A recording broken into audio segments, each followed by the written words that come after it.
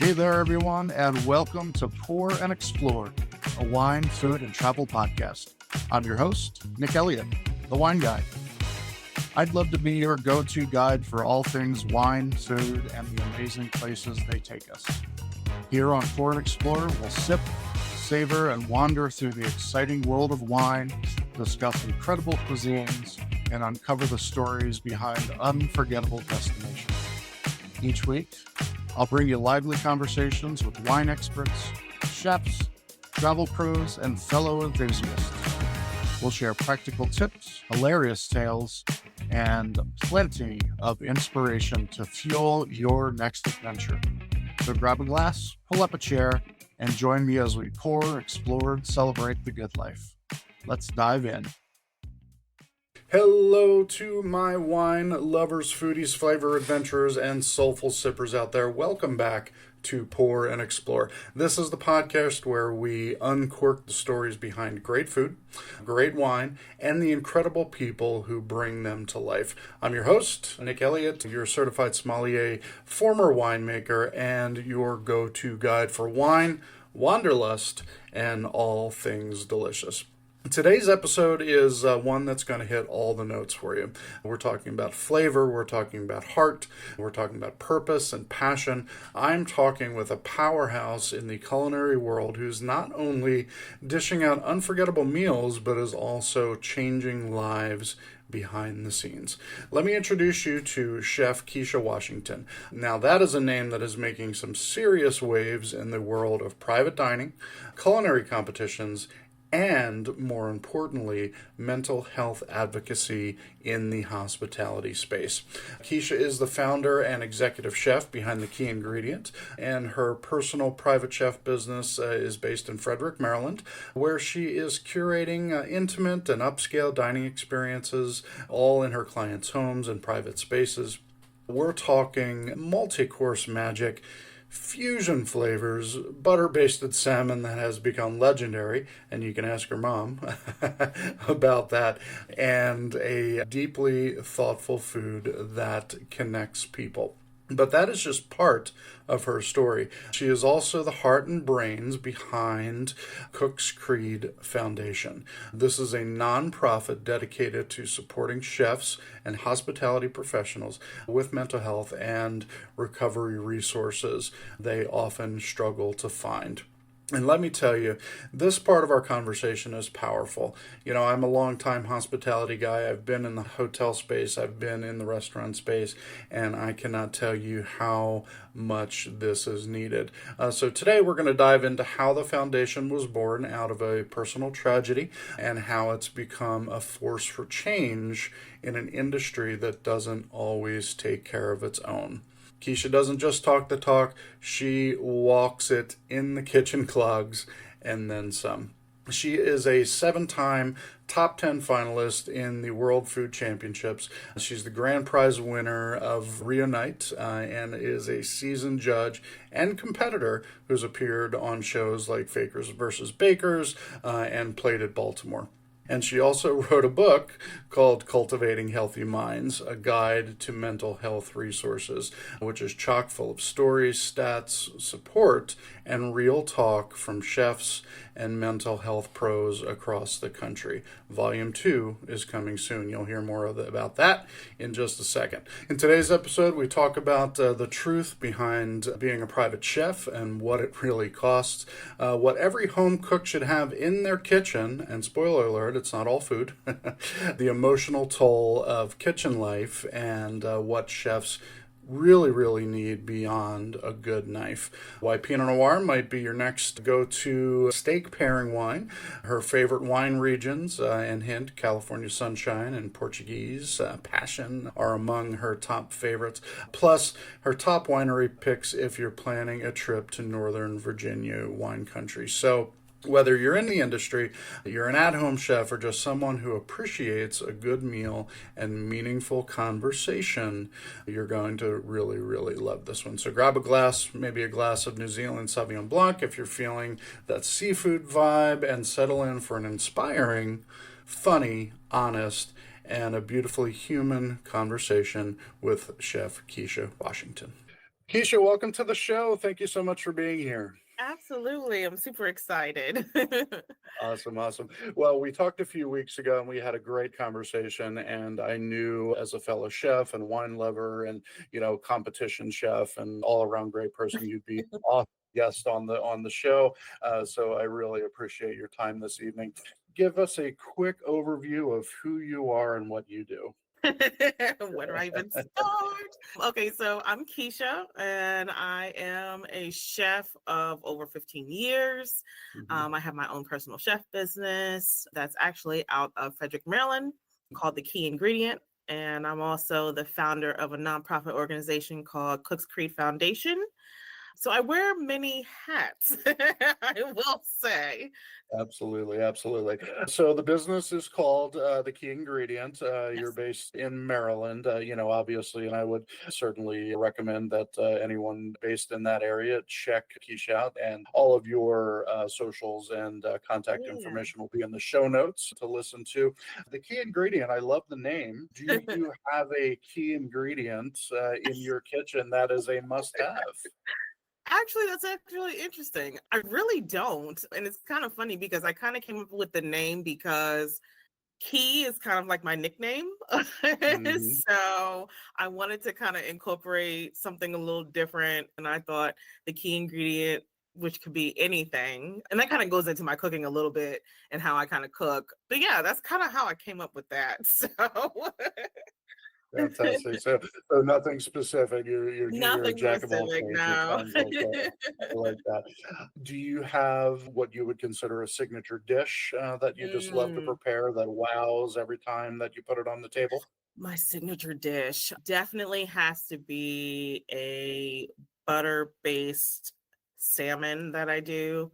That is probably my favorite. I actually cook that for my Mhm. mom every Thursday evening, but a lot of clients really love it. And that's kind of probably one of the things that I love, I guess, in my business is that I do a lot of farm to table and fusion cooking. So I love like mixing different cultures and different seasonings, different products together and coming up with a dish. So yeah, that salmon is absolutely amazing if I say so. I'm sure it is. Now, you said butter basted, so Yes. is it more like poached or? Yeah, so I definitely do a quick like sear with the skin Mhm. and then turn it over and then I put my butter in there. I love clarified butter a lot, so I do that with a bunch of herbs and basically just baste it and I pop it in the oven and let it go for about 5 to 8 minutes and it's absolutely perfect. I like to pair it with like vegetables. I usually do like a really nice honey balsamic Brussels sprouts with it, which is really Mhm. nice. And I like a little cream sauce. So it's a really great, amazing dish. Yeah, I really love it a lot. It's one of my No, it favorites. sounds fantastic. Absolutely. And you mentioned you like clarified butter for the Mm, listeners out there. You can certainly make your own clarified butter at home. yes. It's very easy to do. Just do a quick Google search for it. But you can also buy it in the grocery store. Yes. Most specialty grocery stores, you'll find it under the name ghee, Hmm. Ghatee, and that's a great product to buy. And you can keep it in your pantry or in your Yeah. fridge, and it lasts a long time. So you can always Does. have that clarified butter to cook with at home. I always love to ask my chef guests, I talked about what's a key ingredient in your kitchen, and I talk a lot about the pantry and so on. Tell Yeah. me your top three things that every home Mhm. cook should have in their pantry. That's a great question. Number one, hands down, has to be a great knife. You have to have a good chef knife. Mm, It's kind of crazy. I don't necessarily think you got to go out and spend hundreds or thousands of dollars for a great chef knife. As long as you're able to sharpen it or keep it sharp, it has a nice handle. Yes, number one, a good knife. Absolutely. Second, I would have to say a mandolin. So, one of the things that I always say is that if I can find it an easy way to get it done, that's what I'm going to yes. do. So, especially for home cooks. So, a mandolin, and you can get that right in the section. I mean, you can grab that at Walmart, and I think it's maybe like 12 bucks. Hmm. And it's Yep. a good slicer for vegetables, for certain types of fruit. Like, it's great, especially if you're like meal planning or meal prepping, like that's amazing. So you got to have that. So knife, a mandolin, and oh, I forgot what it's called. Oh. But it's a hand mixer, not the one with the two prong thing, but like immersion blender. That's it. That's it. Oh, an immersion blender. Yeah, absolutely. Yes. Yes. That's Yes. it. Yeah.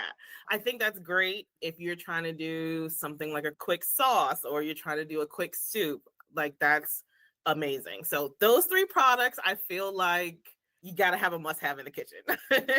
I love how you immediately went to equipment when I asked about stuff in your pantry. Right. That's, as a chef myself, I understand the importance of good equipment in the kitchen. Yes. And I would completely agree with all of those things. I've got a beautiful immersion blender here at the house, a great set of knives as well. But, if our listeners don't know what a mandolin is, it's essentially a unit that sits on your countertop, and it's got a blade on it, and you literally take the vegetable or the whatever and you slice it, and you can get really, really thin slices of potato or zucchini. I use it for carrots.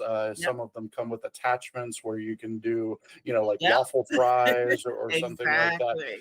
I have OXO, the black and white, plastic one. That's what I use in my home kitchen here. And they work perfectly well. You can put it in the dishwasher. It's an awesome piece of equipment. It's a dangerous piece of equipment. You have to be careful with your fingertips, when you're doing it. 100%. They are very sharp, but it's an awesome piece of equipment. And if you love to cook at home, I would highly recommend that you pick one up. To our listeners out there. Let's jump around a little bit. Obviously you've been cooking for a long time. You've even joined some culinary competitions, and I didn't want to be outdone, so I brought out some of my trophies over here. I'm sure you've got your little trophy cabinet as well. Tell us about some of the competitions that you've entered. Yeah, it's kind of crazy because I never thought I would get into competition cooking. I actually started back in 2015 at a cake show. And I had this really good cake recipe that's kind of been in our family for a while. It's a pound cake. And I entered it and I won. And I was like, whoa, that's okay, this is kind of cool. Let's see what else is out there. And so that's when I got actually my first invitation to one of the biggest competitions called the World Food Championships. And I've been there every year competing. It's a whole week of competition. So I compete, I travel to compete in that competition. I've done some competitions on TV with Food Network. Yeah, cake competitions, online cooking competitions, cake shows, all of that. So it's really fun. It's a lot of work, but it's amazing to win, though. Definitely. And I think you've judged a few competitions yourself, have. haven't you? Yeah, I definitely feel like that's kind of the advantage when you go into competition, because you kind of know what the judges are looking for, what they're not looking for, how to adjust, your recipe. And so I feel like that has definitely played to my advantage. But yeah, I love both, actually. I really do. I really love both sides of it. And these competitions that we're talking about, maybe not all of them, but they're not all for professionals. They can also be for just kitchen enthusiasts as well. Yes, absolutely. And I know a lot of my listeners would love to get into that. Give us a piece of advice on how you would start. How did you start getting into the competition thing, and what advice would you give to someone who's just getting into it? Yeah. So I actually started looking online just for some local competitions. And that's kind of the cool thing. I feel like when you do an online search, it'll kind of give you what's in your area, but it'll also tell you some stuff that are in different states. And I always kind of feel like that's really cool if you can kind of take a time to travel and go see a new city and compete, in a cool competition. But some advice, you got to have some thick skin, I will say. Because I feel like in the kitchen, you may think you're the best and you get to competition and it shows you may not be. But I guess my thing would be practice. Practice your skill. Practice what you're good at. Because to me, I feel like if you practice and you get the reps in, it's just another day when you go to a competition, I feel like. Probably another thing would be step out of your comfort zone. Hmm. You don't always have to do the same thing. I think some of the competition, especially at the World Food Championships, they have multiple categories. And so I've been in the dessert category, I've been in the burger category, I've been in the Nice. recipe category, I've been in vegetarian. And so to me, I'm kind of like stepped out of my comfort zone of things I don't make every day. I can kind of use those particular skills in competition. So definitely step out of your comfort zone. I mean, whether it's chili or steak competition or rib competition, definitely step out of your comfort zone and see what you kind of like, and then play around with some new products. To me, that's probably one of the biggest things is playing around with new products, because that always is something different when you go into competition. Well, that's great advice. Thank you for sharing that. Yeah. So obviously you've been around, you've been in these competitions. I'm sure you've met some amazing chefs, Hmm. celebrity and otherwise, Yes. throughout your time. Kind of a cornball question, but if you could sit down and have a Mm. glass of wine and a meal with any chef, who would Ooh. it be? Oh my gosh. That's a great question. I think I have two in mind. Please. And both of them sadly have passed away, which is Oh, crazy. Anthony Bourdain, because I just love the way his mind works. I love the show that he did, was amazing. So he's definitely one. And Paul Bocuse, which is kind of yes. cool too, because French cooking to me is just, it's so elegant, it's so extravagant, yet it's so simple. It just Yes. looks so beautiful. I love it. So I would love to get into his mind. That's a great question. I never really thought about that. Publico's his market in France is Yeah. absolutely amazing. If you haven't been, it's something that every chef should Yes. behold. It's an awesome place. And of course, Anthony Bourdain was, Of course. a savant. Right. Exactly. What do you want to call him? A Exactly. very, very interesting person, to say the least. Yeah. So I want to talk a little bit about the foundation that you've put Okay. together. And I definitely want to shine a spotlight on this because I think it's really important work that you're doing. And as someone who's spent, many hours in a kitchen from the ground all the way up to executive chef, I understand the pitfalls, of being in the kitchen. And quite frankly, it's not something that the person on even in the dining room, will even think Hmm. about. So tell us a little bit about this foundation and what got it started for you. Yeah. So Cooks Creek Foundation started back in April of 2020. And I kind of have to go back a little bit to kind of give you a little bit of a backstory of how it actually got started. So Hmm. my fiance at the time, he was a chef too. And we were kind of Hmm. talking about, what do chefs really need when we're getting started? When we come out of culinary school or we decide we're going to switch careers and go cook, what do we really need? And we kind of thought about it like, we really need money to get some things started. Hmm.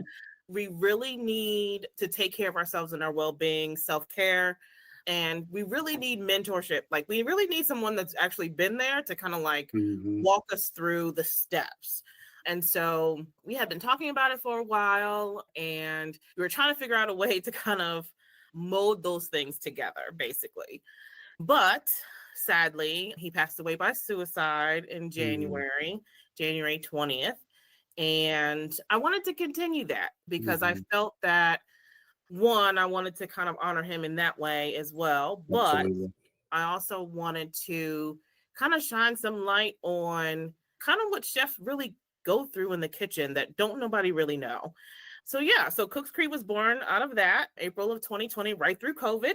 Hmm. Which was kind of Hmm. Perfect crazy. timing. Yeah. Perfect time, perfect timing, right? And so we just actually hit our 5-year mark actually last week, which is really Congratulations. cool. Thank you. And it's grown into places that I didn't even think about and started conversations that I didn't even know even existed. Hmm. So that's kind of where Cooks Creek kind of was born out of, basically. Well, I love that. And, I again definitely want to put a pin in it and, say this is a very important thing. The self-care and the mental health issues, or the lack of self-care, I should Hmm. say, Yeah. for staff of kitchens. And we're talking everything from a short order cook Yeah. to an executive chef, in a kitchen. There are struggles that we go through, and it's Yeah. very hard work. It's very laborious. It's very stressful.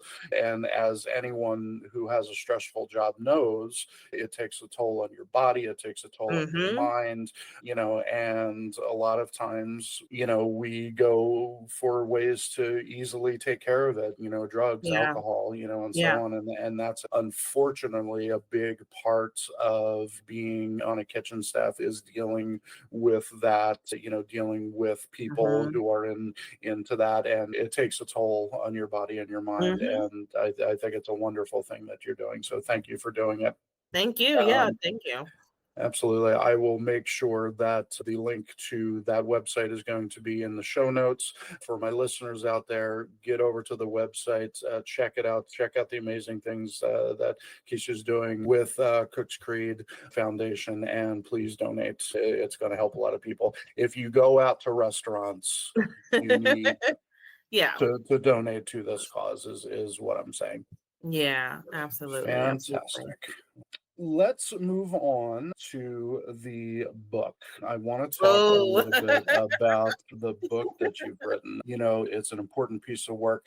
Tell Yeah. us about the book that you just put out there. Yeah. So, with kind of working within the organization, because I have an executive board that kind of helps me run the organization and everything, we were trying to come up with a way where we could have multiple resources and multiple research to kind of, one, back up what we're talking about, but two, really kind of show some of the things that are kind of happening. So, I got this crazy idea. I was like, you know what? I really would love to write a book or a guide that has everything that you can kind of think of, everything from research to websites to links to organizations, even highlighting different chefs in the community and different people within the hospitality industry doing things and how they're changing their kitchens. So yeah, cultivating healthy minds is kind of what came out of that. It took me about a year and a half to kind of get all those things together.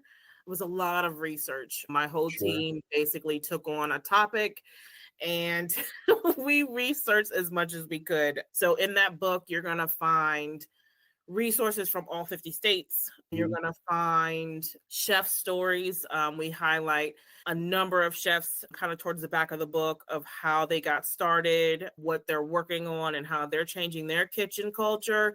We also worked with a bunch of organizations that work with chefs for mental health. We also got a nurse practitioner to kind of highlight her stuff. So it was really cool to kind of see it come together. I didn't realize that self-publishing a book would be hard. Which it was definitely difficult, but yeah, I published it on June 30th of 2024 and decided, you know what, I really would love to make this a 3-part series. So Mhm. that was actually just volume 1, and volume 2 will be out this year. So Wow. and I'm super excited, definitely super excited about volume 2, because volume 2 is where we're taking on some really, really difficult topics that I think a lot of people don't know, or a lot of people don't know about what really happens in our kitchens. So we're going to be talking everything from high school competition, what that looks like, legislation and policy around mental health. We're going to be talking about the state of mental health. Like, what does that look like in the kitchen? What does Mhm. that look like outside the kitchen?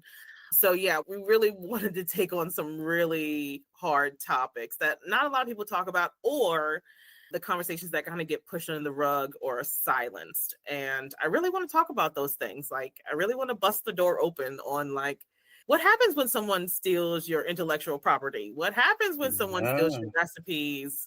What happens when a restaurant you've been trying to build burns down? What is that like?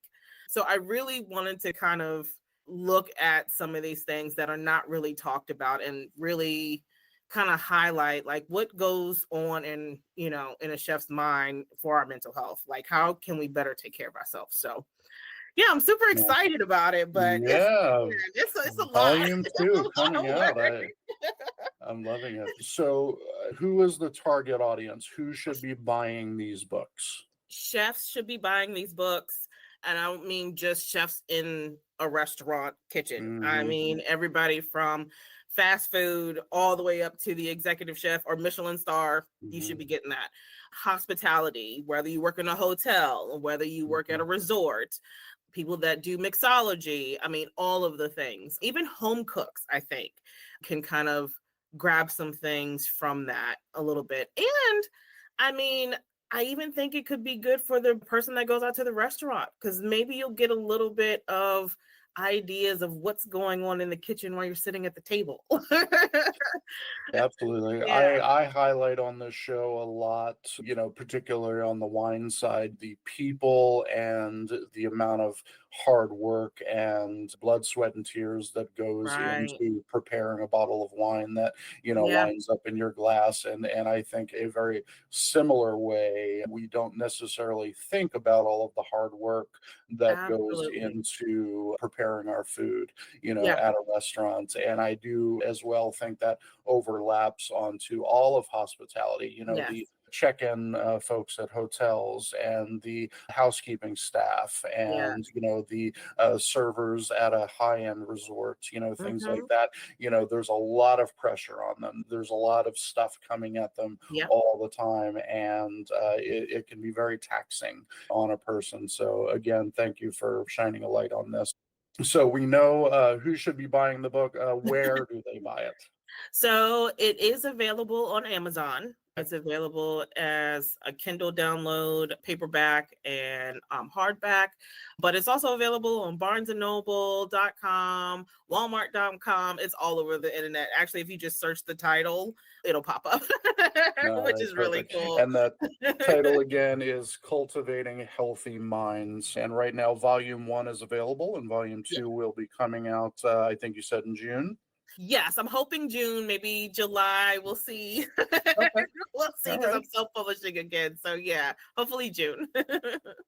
Perfect, perfect. Let's bring things full circle. I want to talk a little bit more about not necessarily specifically your private chef business, but let's talk about private chef business, in general, because there might be some people out there that don't know that private chefs exist, Hmm. and it certainly can be where it's an ongoing gig, where Yeah. you're cooking in someone's kitchen, for them on a regular basis. It can certainly be a one-off situation, you're having a dinner party and you want to concentrate on your guests Hmm. and having a great time. And, the way you do that is you hire a great personal chef like yourself to Yeah. come in and prepare a beautiful meal for your guests of 10 or 20 or however it might be. Tell us some misconceptions that might be out there about private chefs. I would say probably the biggest one is that private chefs are expensive. It can be, but I think it's based off of menu, it's based off guests, it's Hmm. based off a number of different things. So Absolutely. to kind of go in it and say, oh, it's just too expensive for me, I can't afford that, that's necessarily not the case. Hmm. And there are a number of chefs that do a number of different cuisines and a number of different cooking styles. So to me, I feel like that's one misconception, that it's expensive. Two, that you have to have everything in the kitchen when I come to your home, or if a chef comes to your home, you don't have to. Hmm. I have been in kitchens where I can barely turn around and I've done 3, 4, 5 courses in that small kitchen. But I've also been in homes where like the kitchen is one side of their house. So you don't need everything. Because a lot of times, a lot of chefs kind of bring their own tools. That's what I do. I usually bring a lot of my Absolutely. own tools with me. So I guess another misconception is that, and I see a lot of my clients always kind of think about this, is that you have to stick to one particular thing that's specifically for the client, and that's not the case. I can give you a full menu that has multiple options, that has vegetarian in it, that's you want a meat dish, you want a fish dish. And so you don't have to always stick to one thing or what your guests want. I always like to, at least for me, I like to tailor it to my client and to their Mm-hmm. guests, you know? So yeah, that's definitely another misconception too. Absolutely. And when it comes to the expense side of it, Yeah, something that I look at all the time in my life and in my family life and everything is trading time for money. right. Is if you think about just the amount of time, someone who's planning a dinner party, the amount of time that you are going to spend in the Hmm. kitchen, preparing the meal, in the grocery store, buying the ingredients, Yep. this, that, and the other, the amount of time that you are going to spend doing that. How much is your time worth? I guess is what Exactly. it boils down to. Exactly. Yeah. Would you rather be sitting out on the patio drinking mimosas with your guest or worrying whether the chicken's burning in the oven? It's, you know, 100%. Exactly. so it's really something to think about. And if Yeah. you're planning a dinner party or a get together or a family reunion or, whatever you're doing, I think it's something to consider. Yeah, Absolutely. absolutely. Absolutely. Do you have, and you don't have to give us details, on who or what, do you have like an ultimate cooking event, that you've done, an ultimate party that you've done? Well, I will say I've done lots of events. I kind of have my favorites. Mhm. Definitely my favorites have to be where that guest number is between 8 and 12. I feel like that's just Oh, a okay. great number. I feel like I don't really need my sous chef, but it's great to have my sous chef there to kind of like keep Mhm. me on track a little bit. I like that because those are the kind of parties that I can do wine with, wine pairings with, which I love. But I mean, I've done events all the way up to 150 people, which Mhm. can be a whole lot.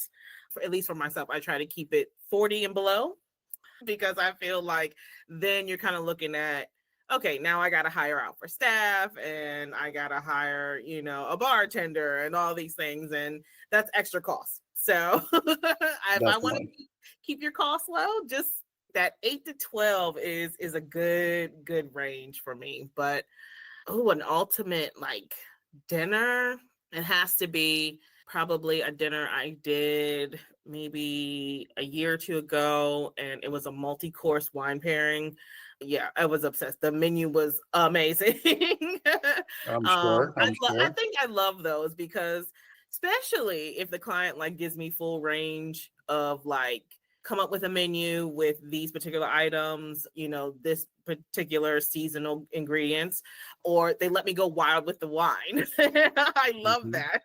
But yeah, a multi-course dinner. I think it was about 5 courses, and we just kind of progressed through the dishes and the wine, and it was amazing. And I love those events. So yeah. Fantastic.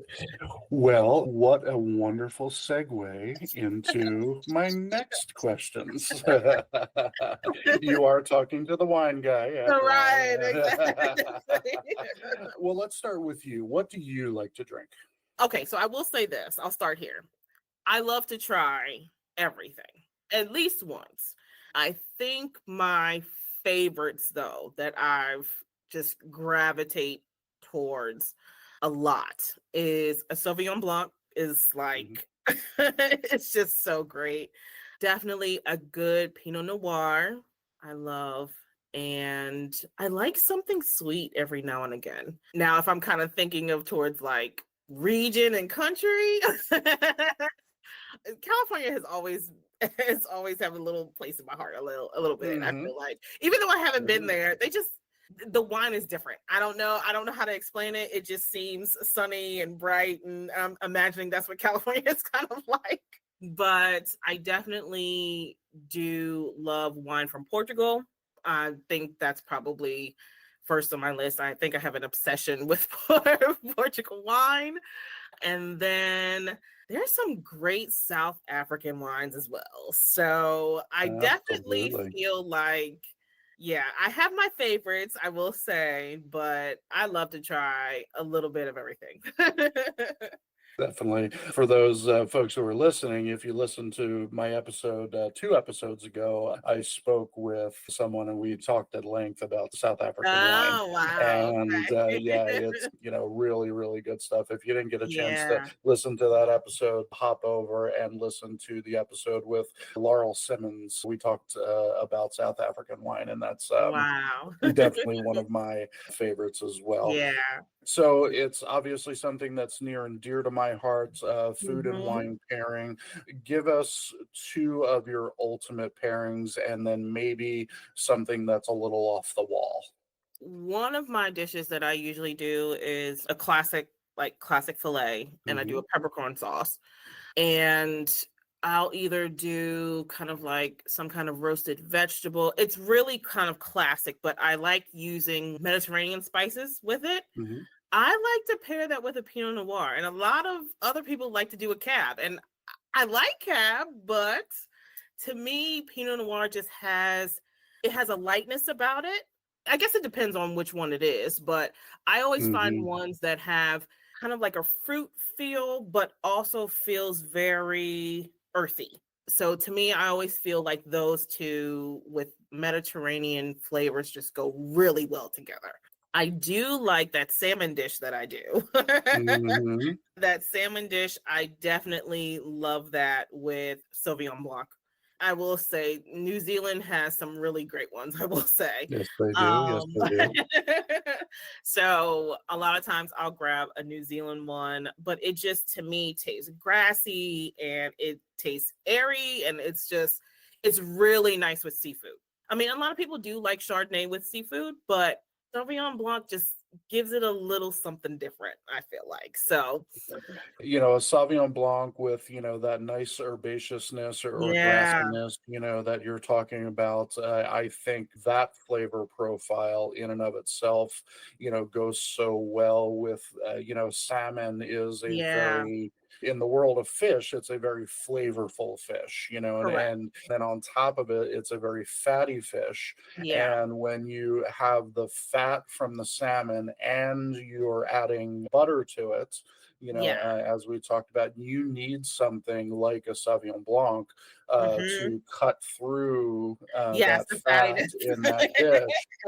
Absolutely. Exactly. So I think it sounds like an amazing pairing. 100%. You need something that's going to kind of clear off your palate and get you ready for the next Hmm. bite. So that sounds Absolutely. like an awesome one. Have you done any tastings that were kind of off the wall that kind of hit a mark with some of your clients? A lot of my clients like to ask for sweet wines at the end of their meal with dessert, Hmm. and I Yeah. can understand why, but I always kind of go towards like a port, especially if I'm doing a chocolate dessert. Oh my goodness. Hmm. It just pairs so well together. But like I said, a lot of people really like sweet wine with dessert or like champagne with dessert, which I think is great.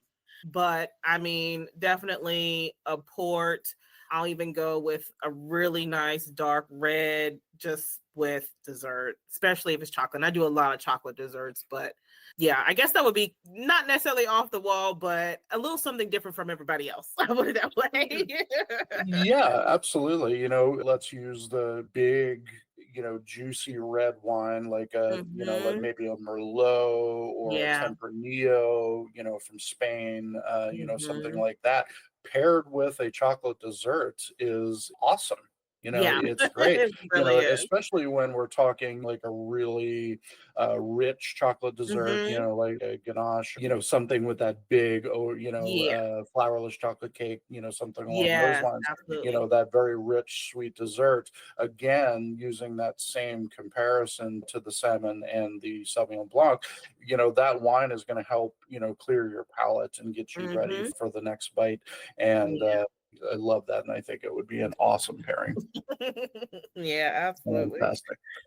I would be remiss without, saying this show is called Pour and Explore. Right. And I just want to talk real quickly about maybe some travel. Do you have a favorite place that you've visited that people should know about and go Yes. to and enjoy and have a great time? Yes, I have to give you a few. I have to give you a few because I'm actually in Winchester, Virginia, which is Northern Virginia. And I'm kind of out in what they would say kind of like wine country of Northern Virginia. Hmm. And there's tons of wineries and breweries where I'm at. I gotta give you a list of ones you got to go to. Ones you gotta go to. First on the top of the list is called Earnhardt Vineyard. It's in Purcellville, Virginia. It's absolutely amazing. It's kind of tucked away, really cute outside patio, but like the wine that they have or are making is 10 out of 10. I actually just went to a wine tasting probably about 2-3 weeks ago there of wine that they're actually getting ready to bottle, which is really cool. And yeah, we tasted a white, there was a Sauvignon Blanc and 3 reds and Hmm. 10 out of 10. So I highly recommend Earnhardt in Purcellville. It's really great. Second on that list would have to be Crimson Lane Vineyard. That's in Linden, Virginia. It's great. And the cool thing about that vineyard is that not only do they pair food with the wine, it's an amazing view as well too. So you got to check that out in the summertime because it is really amazing. And they have indoor, outdoor. It's really cool. And that's actually a newer vineyard. So Hmm. what they're kind of doing is really cool. Third on that list has to be Williams Gap Vineyard, which is in Round Hill. And that one is amazing. Food is amazing. Wine is amazing. It's kind of tucked on this little hill, which is really cool. And so the vineyards that they have are like actually they sit above where the whole space is located. So it's really cool when Hmm. you kind of look out. It's really nice. Great wine, great food, great atmosphere. So those are my top 3. All right, Definitely have to check those. And I gotta throw in I gotta please. throw in one that has wine and a brewery, and that's Bear Chase. And that's in Bluemont. It sits on the hill, great view, wine, beer, food. It's great. So definitely go check out those. Fantastic. Well, I love the fact that you threw us a curveball there, and so you heard it here, folks. Northern Virginia wine country is the Yeah. place to be. And you heard that from Chef Kisha Washington. Kisha, thank you so much for being here today. I Yeah. really, really appreciate it. I had a great conversation. It was awesome to meet you, and I appreciate your time. Yeah, thank you so much. Absolutely. Take care, and I'll be talking to you real soon. All Thank you. right, you as well. All right, as I mentioned at the top of the show, Chef Kisha is the real deal, folks.